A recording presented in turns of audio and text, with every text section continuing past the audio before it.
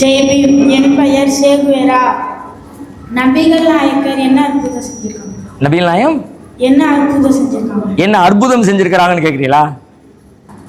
சேகுவேரா கேட்கக்கூடாத கேள்வி கேட்கிறாரு. கேட்கக்கூடாத கேள்வினா சேகுவேராங்கிற பேருக்கு சில கேள்விகள் வேணும்ல. அந்த ஆள் யாரு, அவருடைய பின்புலம் என்ன, அவர் என்ன கேட்கணும்னு இருக்குல்ல. அந்த கேள்வியோட வச்சு பார்த்தா நபிகள் நாயகம் என்ன அற்புதம் செஞ்சாரு? அற்புதங்களின் வழியாக நபிகள் நாயகம் இங்கே நிலை பெறவே இல்லை. அற்புதம் அல்ல நபிகள் நாயகம் செய்தது. நபிகள் நாயகம் செய்த அற்புதம்னு நம்ம சொல்ல வர புரியுதானே? நம்ம கற்பனையே பண்ண முடியாத அப்படியே வானத்தை வில்லாக வளைத்தலும் மணலை கயிறாக திரித்தலும் இப்படி என்ன வித்தியாசமா அதான அற்புதம்னு சொல்லுவோம். நபிகள் நாயகம் அப்படியான அற்புதங்கள்லாம் செய்யல.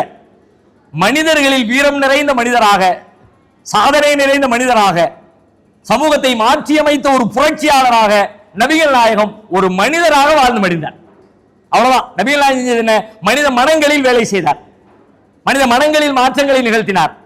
உலகத்தை எல்லாம் படைத்த இறைவன் ஒருவன் என்பதை அவர் வாழ்ந்த காலத்தில் வாழ்ந்த மக்களின் மனதில் நிலைநிறுத்தியதை போலவே அவர் வாழ்ந்து மரித்து 15 நூற்றாண்டுகளுக்கு பிறகு இன்றைக்கு வாழுகிற மனிதனின் மனதிலும் நபிகள் நாயகம் உலகத்தை எல்லாம் படைத்து ஆளுகிற இறைவன் ஒருவனே என்ற தத்துவத்தை நிலைபெற செய்திருக்கிறார். இன்னைக்கு நான் நம்புறேன் உலகத்துக்கு எல்லாம் ஒரு கடவுள் தான். எப்படி நம்புறேன்? நபிகள் நாயகம் சொல்லிட்டு போன வச்சுதான் நம்புறேன்.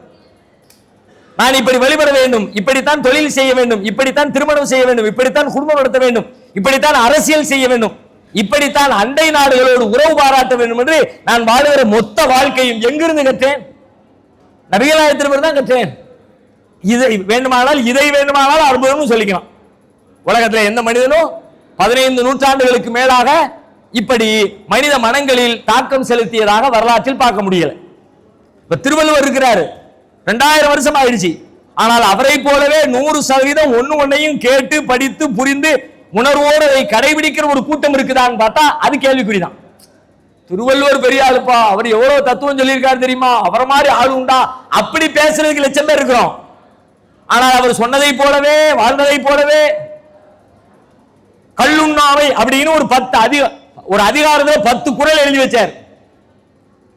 எவ்வளவு பெரிய அறிவாளி தெரியுமா அப்படின்னு அவருடைய கூட்டத்தை முடிச்சிட்டு வெளியே போய் சரக்கு அடிச்சுட்டு மல்லாக்க பலந்துற எத்தனையோ தலைவர்களை பார்க்கிறோம்.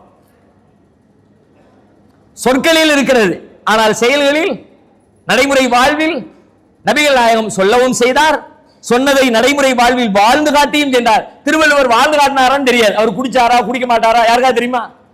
குடிக்காதேன்னு சொன்னாருங்கிறது தெரியும். புலால் உண்ணாதேன்னு சொன்னாருங்கிறது தெரியும். புலால் உண்டாரா உண்ணவில்லையா? நபிகள் நாயகத்துக்கு அப்படி கிடையாது. அவர் என்ன சொன்னாரோ சொன்னாரு, என்ன செஞ்சாரோ செஞ்சாரு, அது எல்லாமே ரெக்கார்டரா இருக்கிறது. அதனால் நபிகள் நாயகம் மனித குலத்தில் ஒரு பெரும் புரட்சியை ஏற்படுத்தினார், மனித மனங்களில் மாற்றங்களை ஏற்படுத்தினார். வாழ்ந்த காலத்திலும் வாழ்ந்து மரித்துவிட்ட 15 நூற்றாண்டுகளுக்கு பிறகு இன்றைக்கும் மனித மனங்களை மாற்றி அமைத்துக் கொண்டிருக்கிற ஒரு பெரும் புரட்சியாளராக திகழ்ந்து கொண்டிருக்கிறார் என்பதே அவரை பற்றிய பார்வை. அவர் நிகழ்த்திய அற்புதங்கள் எதுவும் எங்களுக்கு தேவையும் இல்லை, அவசியமும் இல்லை. அவர் அற்புதமானவராக எங்களுக்கு காட்டி தரப்படவும் இல்லை.